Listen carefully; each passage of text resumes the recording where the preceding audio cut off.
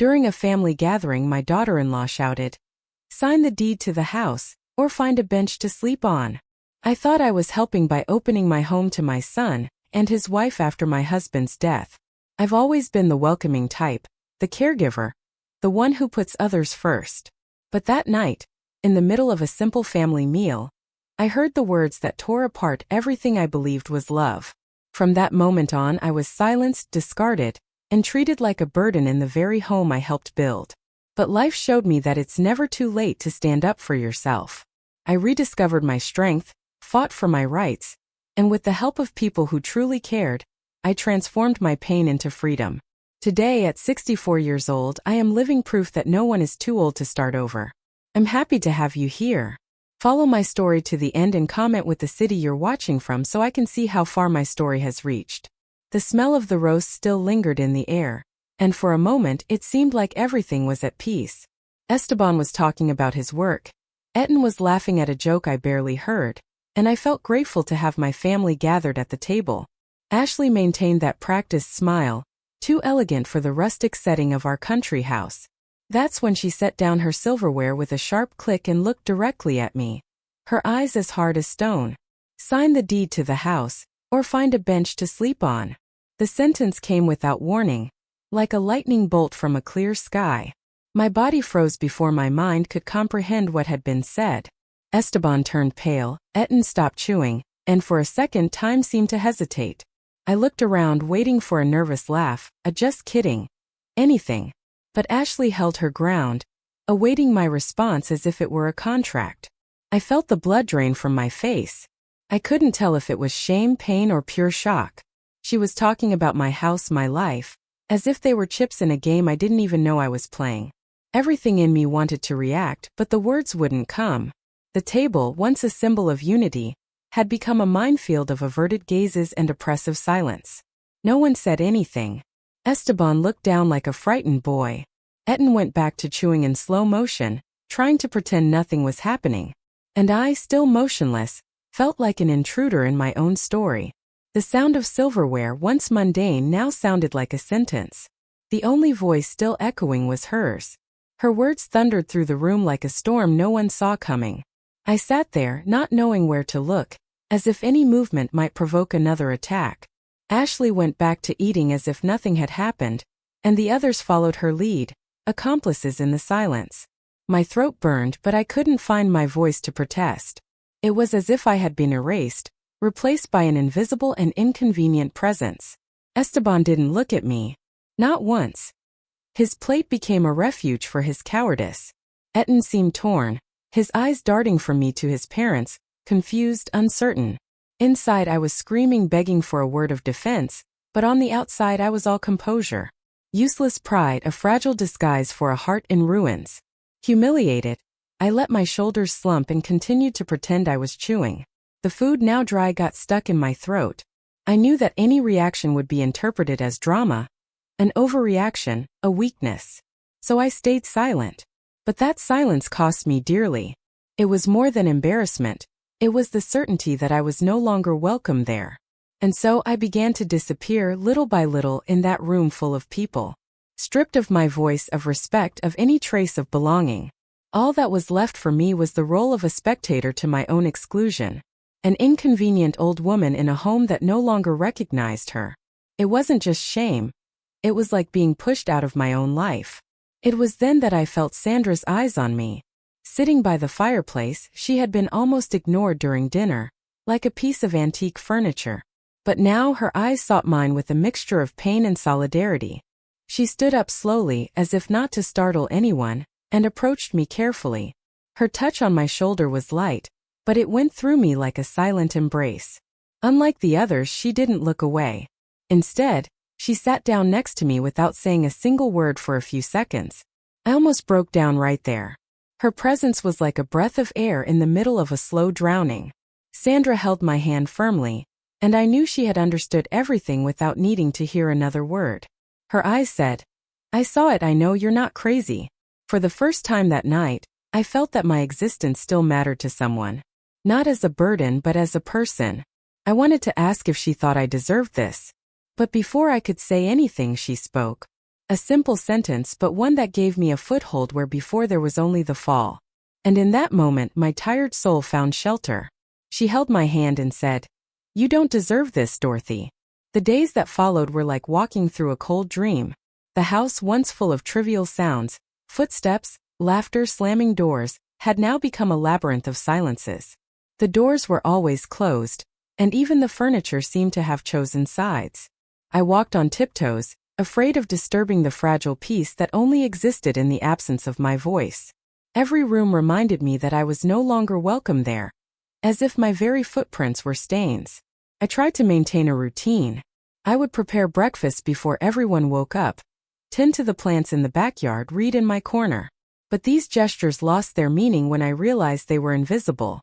No one said thank you anymore, no one asked how I was. What was once a shared habit was now survival disguised as kindness. And the silence between us grew like a wall.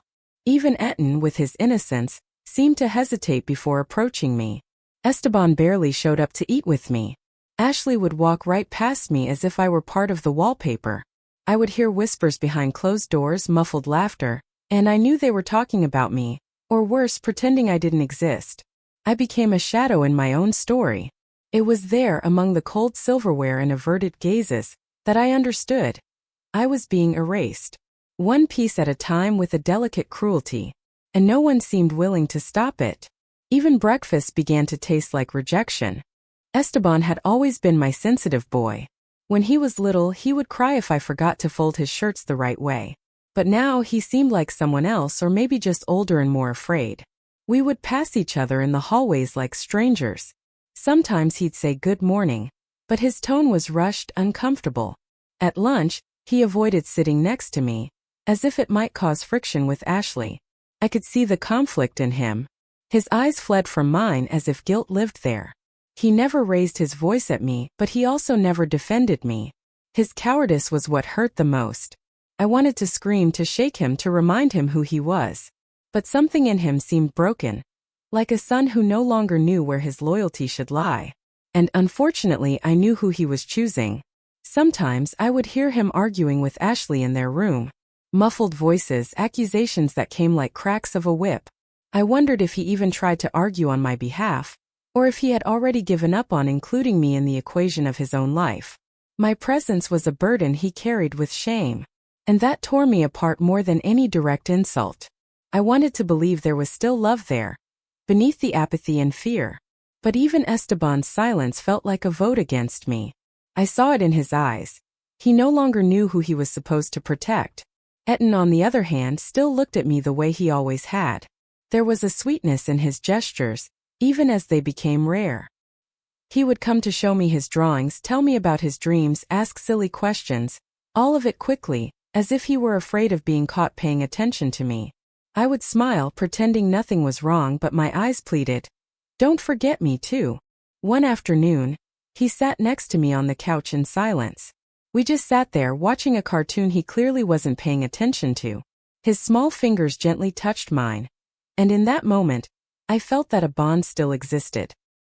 He was the only soul in the house who truly saw me, a small lighthouse in the middle of the storm. "Grandma," he began, his voice almost a whisper. "Why doesn't anyone talk to you?" The question hung in the air, cruel and pure at the same time.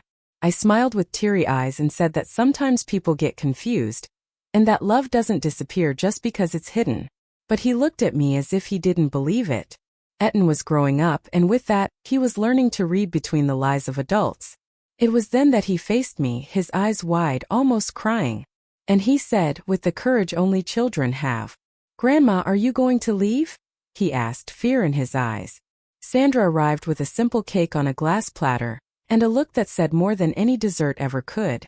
We sat on the porch and she began to talk about other times, as if pulling threads of memory to stitch someone's soul back together. She remembered the parties I used to throw, how Esteban smiled more when he was a boy, how my presence brought warmth to that house.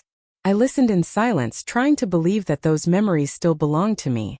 She told me about when my garden was the most admired in the neighborhood, and how the neighbors would always come to ask for advice about the hydrangeas. She said I was a pillar of the community, that everyone saw me as a strong woman, even when I didn't feel that way. Her words pierced me like unexpected bandages, mending invisible cracks. For a moment I almost forgot the current pain, immersed in that more complete version of myself. You were the heart of this house, Dorothy, she said firmly. And they forgot that. They forgot who you are. But I haven't. I stared at my hands in my lap, trying to hold back the tears. Because in that instant someone remembered me as I also wanted to remember myself. They forgot who you are, but I haven't. The next morning I went to pick up a vase I had left on Sandra's porch last spring. When I arrived I saw she was on the phone, outside leaning against the wall. Her voice was low but the tone was tense. She didn't see me and out of respect I hesitated to approach, until I heard a name, Ashley. I immediately stopped. Something in the way she spoke made me hold my breath. She still doesn't know. Everything's set. We just need the signature, Sandra said, mimicking a voice. She won't even notice when we sign. That's what Ashley said. My stomach turned. Sandra hung up and upon seeing me, fell silent for a second. Then, like someone who knows they can no longer protect you with silence, she told me everything. She said she had overheard Ashley talking to someone, speaking of settling the sale of the house soon, as if I were already a stone in their path. It was more than contempt, it was betrayal. A chill ran down my spine. Until then I thought I was being rejected, but at least I felt safe inside my own home. Now I understood there was something more at play. A plan. An attempt to erase me completely, even from paper. She won't even notice when we sign, she was saying. I returned home with my legs shaking. The image of Ashley signing documents for me, selling the house behind my back, haunted me like a waking nightmare. That house wasn't just brick and wood. It was everything I had left of my husband, of our history, of a life built with sacrifice. I could no longer hide in the shell of resignation. This wasn't just disrespect, it was an attack. I spent the afternoon walking through the house, touching the walls, the photos, the old furniture. Every object seemed to ask if I was just going to let it all be taken away. The voices that used to diminish me now seemed powerless against the indignation that was starting to boil inside me. For the first time, the pain gave way to anger. And with anger came the need to react. I thought about who I was before all of this. I remembered when I used to solve the family's problems on my own, when my name carried weight, when no one dared to speak to me with disdain. That woman still existed somewhere. And maybe with the right help I could find her again. I had to step out of this role of a ghost and become the protagonist of my own story again. If I was going to get out of there, it had to start with me. Chuck always had a direct manner, even a bit gruff, but his presence that day was like an anchor. He arrived without ceremony, sat with me on the porch, and looked at me with eyes that carried decades of history. I didn't have to say anything. He just had to look at my face for a few seconds to understand that something serious had broken. He shook his head, let out a soft huff, and said, "It's about time someone put a stop to this, Dorothy." I told him everything Sandra had heard. He didn't look surprised. He looked like someone who had been expecting it. Then he adjusted his worn-out cap and said, "My daughter can help you." I was confused for a moment, until I remembered that Carol, his youngest daughter, was a lawyer. We weren't close, but I had always heard she was serious, ethical, and extremely efficient. A woman who didn't tolerate injustice, just like her father. Chuck took out his phone, dialed, and spoke to her briefly, firmly. "She'll come tomorrow," he said, as if it were already settled. "You'll like her, Dorothy. Carol doesn't back down for anyone." I remained silent, but inside something was beginning to stir. "Carol doesn't tolerate injustice, Dorothy. She'll be happy to hear you out." Carol arrived punctually, with a folder in her hands and an attentive gaze. Her demeanor was calm but precise. She listened to me patiently, without interrupting, just taking notes as I told her everything, from the silences to the documents Ashley had mentioned. Afterward, she asked to see everything I had kept. Receipts, records, old papers, anything related to the house. I went to my room and brought back a cardboard box where I kept these formal memories. She spent hours sifting through each document, analyzing stamps, dates, signatures. At one point she frowned, read something in a low voice, and looked at me with a different glint in her eyes. "Here," she said, pointing to a dusty deed. "This document was registered at the county office over 20 years ago. It's in your name, Dorothy. only yours. No subsequent changes were made. Legally, this house is yours. I was in shock. For so long I had lived as if I were a guest, as if I could be kicked out at any moment. But there it was, in black and white, my name in full. Carol continued, Ashley can't sell anything without your authorization. And if she tries, it's fraud. She spoke with such confidence that it felt like she was lighting a candle inside me. The house is legally yours. And she can't do anything without your signature. I closed my eyes for a moment, feeling a different kind of weight on my shoulders. It was no longer just pain, it was responsibility. That information changed everything. The ground I thought I had lost was there all along, just covered by fear and manipulation. I slowly opened my eyes, looking at the house differently. Every wall, every detail seemed to recognize me back. I was more than a guest there. I was the owner, legally and emotionally. Carol gave me instructions, left me contact numbers, and even offered to monitor any suspicious activity. But the most important thing she left with me was a seed of courage. Knowing that I was not unprotected by the law, or by a few good people, made me breathe easier. For the first time in a long time, I slept with my bedroom door slightly ajar, without fear of who might pass by in the hallway. The next morning when I opened the window, the sun didn't seem so distant. There was still much to resolve, confrontations to face, bonds to reevaluate. But now I had a card up my sleeve. And more than that, I had an identity. The name I had always carried with pride was there, sealed on paper and in history. For the first time, I felt less like an intruder and more like the master of my own destiny. I waited for the right moment. Esteban was alone on the porch, distractedly scrolling on his phone, when I approached. My heart was pounding, but my tone was calm. I didn't want to fight, I wanted to understand. I sat next to him and took a deep breath before asking, "Why are you letting this happen, son?" He froze. For a few seconds he pretended not to have heard. But I knew he had. I told him about the deed, about everything Carol had found. I explained that the house was mine and that, even so, I had never stood in his way. I said that his inaction hurt me more than Ashley's words. And that, deep down, I just wanted to know if there was still room for me in my own son's heart. Esteban remained silent, his eyes fixed on the floor. I asked him to say something, anything, to make me understand how the boy I raised with so much love now avoided me as if I were a nuisance. He clutched his phone in his hands, as if it could protect him from my words. The tension between us was thick as fog. And then, without the courage to face me, he simply lowered his eyes. He lowered his eyes like a boy caught doing something wrong. The conversation had barely ended when Ashley appeared, as if she could smell a confrontation in the air. She crossed her arms, stared at me with that icy gaze, and asked if there was a problem. I replied that yes, there were many. I told her about the documents, about the attempt to sell, and made it clear that I would no longer allow myself to be ignored or deceived inside my own house. She laughed. A short, humorless laugh. She approached me as if speaking to an inferior opponent and said, in a low voice, that I was meddling in matters I wouldn't understand. That all of this could be resolved more elegantly if I cooperated. And that I should remember that, at my age, it wasn't wise to create problems. I tried to maintain my composure, but her presence was suffocating. She was the opposite of everything I had known as family. Manipulative, strategic, without any trace of empathy. She said she knew very well how to get her way, and that all I had to do was sign what they asked to avoid greater pain. A warning, not advice.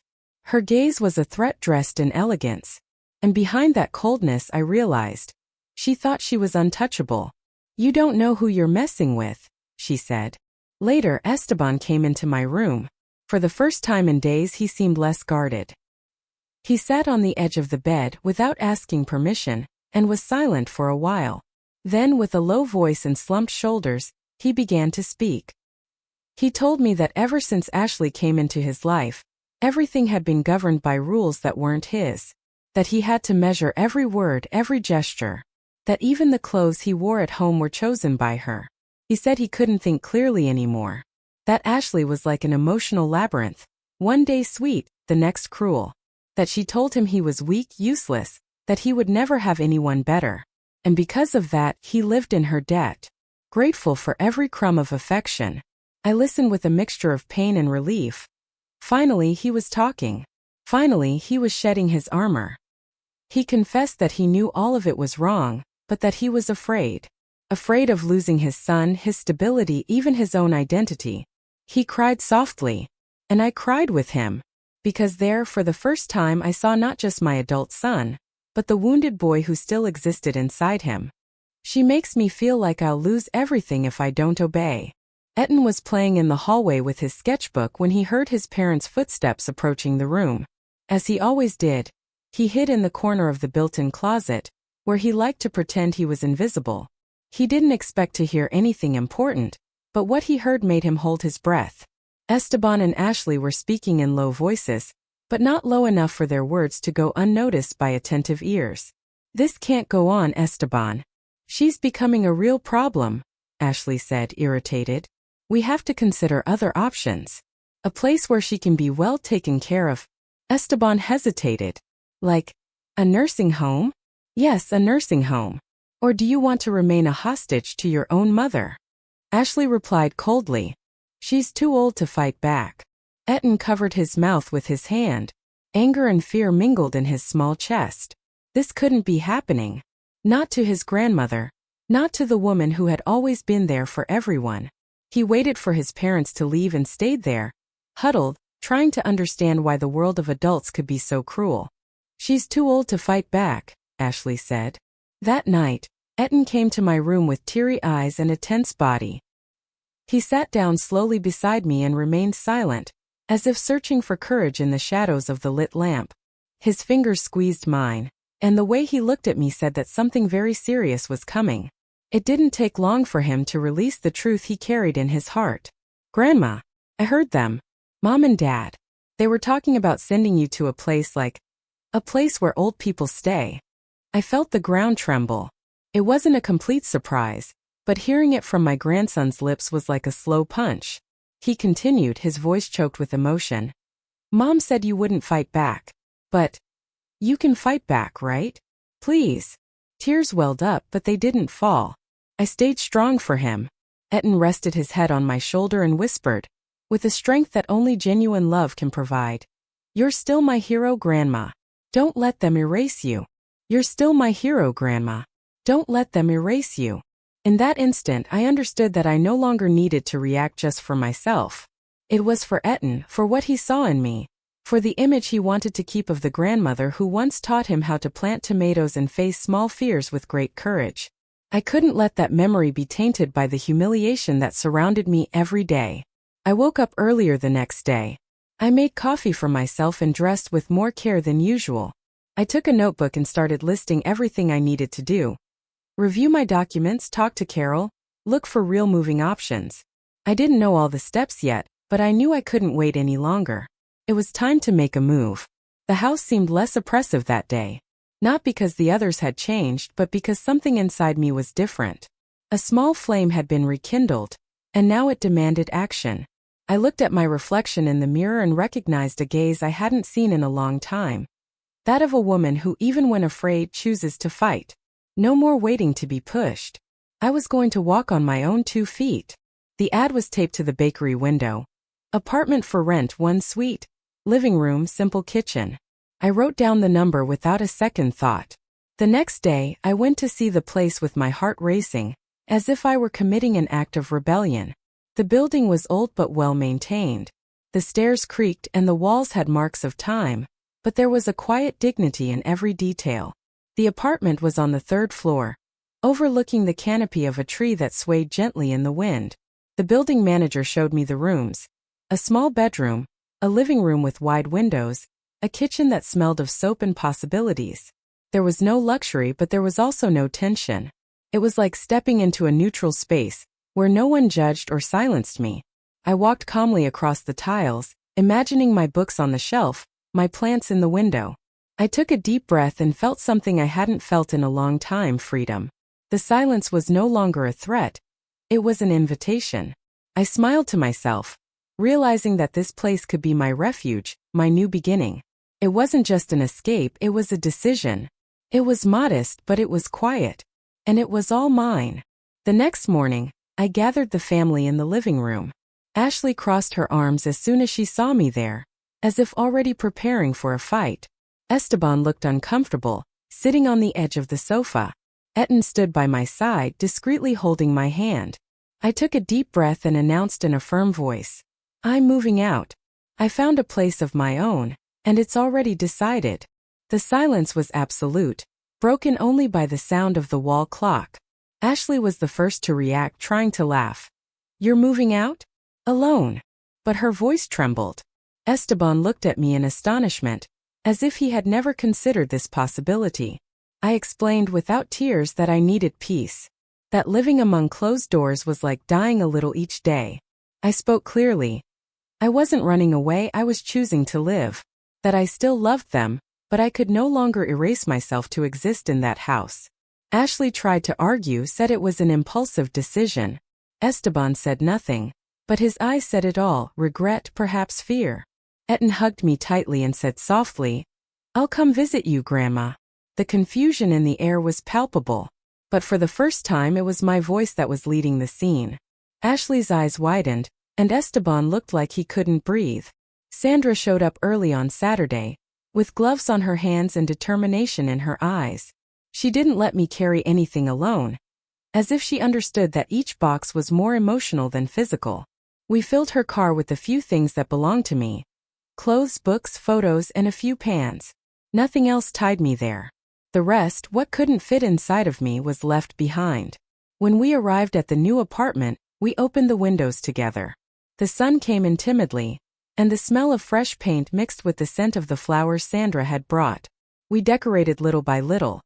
A floral tablecloth, matching cushions, my old armchair positioned by the window. I felt like a teenager starting her life, only with the scars of someone who had already lived too much. Sandra put a cake in the oven and said it was a tradition to inaugurate a home with something sweet. We laughed together, and for a moment I forgot the pain. That afternoon was quiet, but not with absence, but with full presence. Every detail was my choice, every gesture a reclamation. The weight of guilt was finally beginning to dissolve. I left the key on the table, for the first time without looking back. On Sunday, Chuck arrived with a tool cart and a wide smile. Right behind him, Carol brought a box of books and some picture frames. My apartment, still smelling new, came to life with their presence. Chuck fixed the leaky faucet with the skill of someone who's done it 1,000 times, while Carol organized the books by subject, as if my world had a new foundation. For the first time in a long time, I felt surrounded by genuine help. We talked as we assembled the simple furniture. Carol asked me questions about my tastes, my preferences, without rush or judgment. She said that a home begins with the small choices, like where to place a lamp or the color of the curtains. That moved me. I was being heard.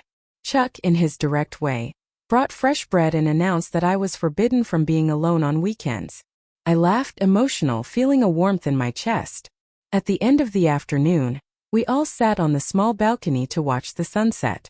Carol held my hand and said, "Dorothy, what you did takes courage. A lot of people stay silent forever." Her words stayed with me like an embrace. For the first time, starting over seemed more real than scary. "You're stronger than you think," Carol said. 2 days later, I heard the doorbell ring and felt a shiver. When I opened the door, there was Ashley. Well-dressed, perfect hair, a rehearsed smile on her face.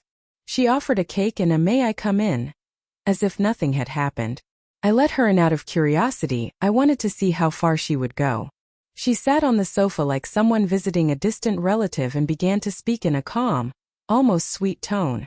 She said she was sorry that things had gotten out of control, and that perhaps I had misinterpreted some situations. She claimed she wanted to restore peace, for the good of the family. Everything seemed carefully scripted. Her words were perfect, but there was no real remorse there. It was like watching a play where you already know the ending, and it doesn't change no matter how convincing the performance is. I watched every expression, every pause. She spoke of reconciliation, but nothing in her body indicated vulnerability. It was calculation, strategy. And finally, she said she had a new document for me to review calmly, something that would make our living situation easier and help us all. She held out the envelope with the same hand that days ago had pointed to the door of my own house, but her eyes remained cold. I took the envelope gently, but I didn't open it. I looked at Ashley for a long time in silence. I felt an unexpected serenity.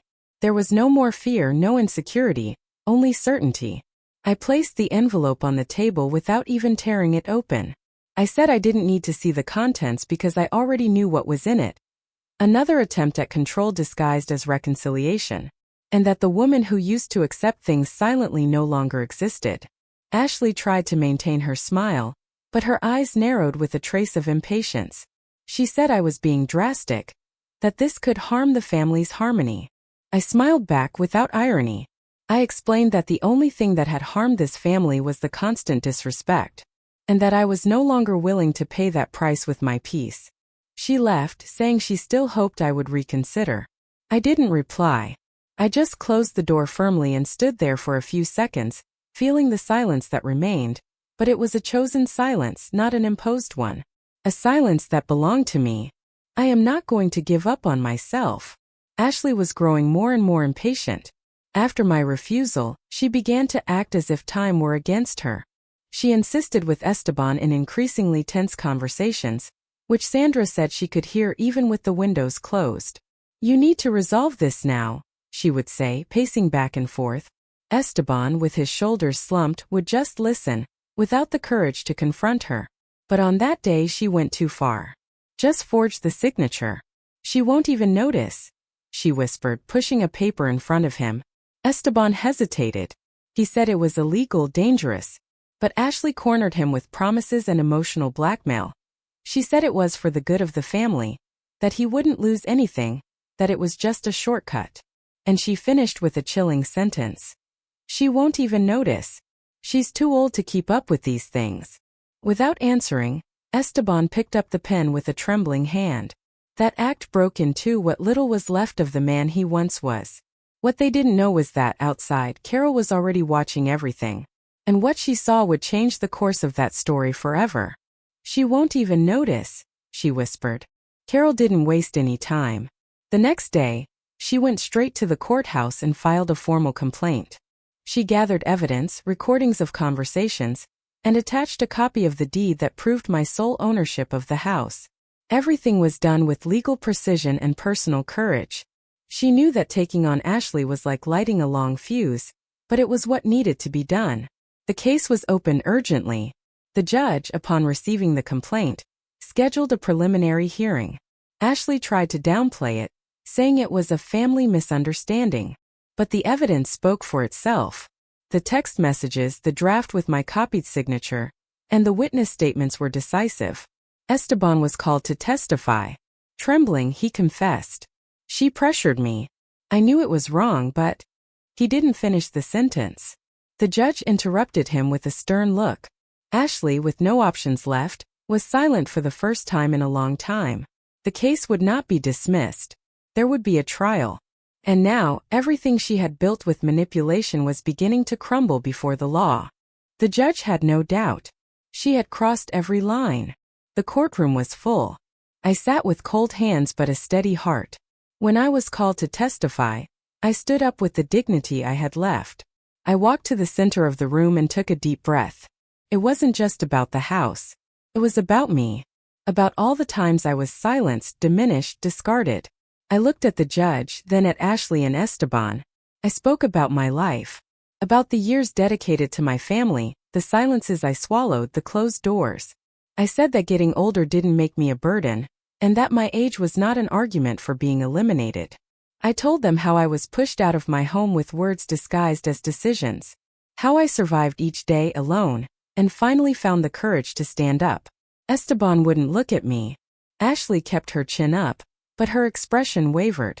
The judge listened attentively, and I, for the first time in a long time, felt that my voice had weight. There, among the papers and the silence of the room, I reclaimed something that had been torn from me, my dignity. I asked for nothing more than respect, and today, finally, I am receiving it. When the case was concluded, I received confirmation in my hands of what I already knew in my heart. The house was mine, legally and morally. But more than that, there was something greater in that moment. I felt whole again. It wasn't just a matter of property, it was identity. I regained the right to exist without asking for permission. to be called by my name without being reduced to a nuisance. I went back to the house for one reason only, to close a chapter. I went in alone, walked through the hallways, touched the walls and whispered thank you to the rooms that were once a home. After that, I returned to my small apartment with the certainty that my new beginning had been mine for a long time. I was no longer a woman waiting to be accepted. I accepted myself. And that was enough. Every step I took in the following days was different. Decisions came easily, without the hesitation that once paralyzed me. I started making plans, reconnected with old friends, organized my routine. I began to live with purpose, not just function. My story didn't end there. It just changed its tone, and this time with my voice as the main soundtrack. My name was still on the deed. And now it was also in my soul. It was on a quiet afternoon that Esteban showed up at my door. He was thinner, with sunken eyes like someone who had finally seen the pain they caused. He asked to come in and I allowed it. He sat in the same armchair where Carol used to read, and for a while he just watched me. When he finally spoke, he didn't try to make excuses. He just let the truth come out with the raw sincerity of a repentant son. I left you all alone, Mom. In everything. At the worst possible time. I took the wrong side because it was easier. As I was scared. And that doesn't excuse me. But I wanted to ask for your forgiveness. That voice that once hurt me now trembled with humanity. He wasn't begging, not pressuring. He was just allowing himself to be vulnerable. And that moved me more than any pretty words could. Esteban was there, without masks, without shields. For the first time, he wasn't the man torn between two women. He was the son asking for a second chance from the woman who gave him life. I held his hand. I felt the weight of what we were, what we lost, and what we might still be able to rebuild. Forgiving him didn't erase the past, but it freed me from it. And that's what I needed to move forward. I left you all alone. Can you forgive me? Forgiveness didn't come as immediate relief. It came like a silence that settles in your chest and begins to untie the knots. I told Esteban that I did forgive him, because continuing to carry that would only keep me tied to what no longer served me. But I also made it clear that my path now was different, that our bond was real, but that my life no longer fit into the old frames. He understood. He cried silently. He said he admired me, that he now saw who I really was. He promised to visit, to take care of Etten, and to never be passive again. I didn't ask for promises. I asked that he remember me with truth, that he teach his son the value of a woman who chose to stand up when it was easier to disappear. I returned to living with a lightness. My days now had color, my steps had direction. I discovered that solitude isn't scary when you are at peace with yourself, and that starting over, even late in life, is one of the noblest acts of courage. I rewrote my name, my story, my essence. Family isn't who lives in your house. It's who respects you in it. It started with a shy invitation from Carol, a support group for seniors at the neighborhood community center. I went afraid I wouldn't have anything to say. But as I heard other trembling voices tell stories similar to mine, of abandonment, of silence, of loss, I realized I had a lot to share. I told my story without embellishments, without exaggerated heroism, just the truth. And something changed there. After that, I went back more often. I helped create flyers, participated in meetings, and encouraged others to seek legal advice. Some arrived in tears, afraid of seeming ungrateful for protecting themselves from their own children. I would look them in the eye and say, demanding respect is not ingratitude. Every time I spoke, I felt a part of my pain transform into useful strength. I started corresponding with organizations that support the elderly, participated in a local news story, and even gave a small lecture. Life was showing me that my story wasn't unique. And that didn't sadden me, it strengthened me. I was no longer alone. And now I could help others feel less alone too. Every story seemed like a broken mirror of what I had lived. And never failed. Every Saturday, he would knock on my door with books under his arm and curiosity in his eyes. Sometimes he'd bring a drawing, other times a request for help with homework. But what was never missing was the hug. A hug that grounded me. We would watch old movies, bake simple cakes, and make up stories together. The apartment would fill with laughter. And I realized I no longer needed a lot of furniture to feel complete. He started calling my home our house. He said he liked the smell, the peace, and the way I told stories. Sometimes he would stay late, lying on the sofa listening to old music. The connection between us only grew stronger. I saw in him not just my grandson, but also a new chance to inspire the respect I fought to reclaim. On one of those days, as we were watering the plants on the balcony, he looked at me seriously and said, "Grandma, this is my home too. Not just because you live here, but because I feel good here." I smiled, holding his small hand, and realized that this boy understood more about belonging than many adults. "This is my home too, Grandma," he would say. "Today my routine is simple but full. I wake up early, read, walk in the park, and help whoever I can. My windows are always open, and so is my heart. Sometimes I sit in my armchair and reread old letters, not with sadness, but with reverence for the journey I've taken. The pain that once paralyzed me is now a scar. Visible, yes, but it no longer bleeds. It has transformed into a useful memory, a bridge between who I was and who I chose to become. Time passed, and with it I let go of fear. Today I am my own best company. I talk to myself with kindness, I take care of myself with respect. I reconnected with the woman who existed before the disappointments, and I discovered she was always there, waiting for me to look inward with love. I didn't have to conquer the world, only remember that it was worth it to stay standing. I don't wish to go back to the past, nor to erase anything. Every pain taught me, every silence shaped me. And now with serenity, I look at my life with gratitude. I didn't conquer everything, but I conquered myself. And that is more than enough. I don't need walls anymore. I have a home inside of me. Now, I'm curious about you who have listened to my story. What would you do if you were in my place? Have you ever been through something similar? Support the channel by subscribing, liking, commenting, and sharing this video. I'm leaving another story on the end screen that you'll also enjoy, and it will definitely surprise you. Thank you for watching. See you in the next video.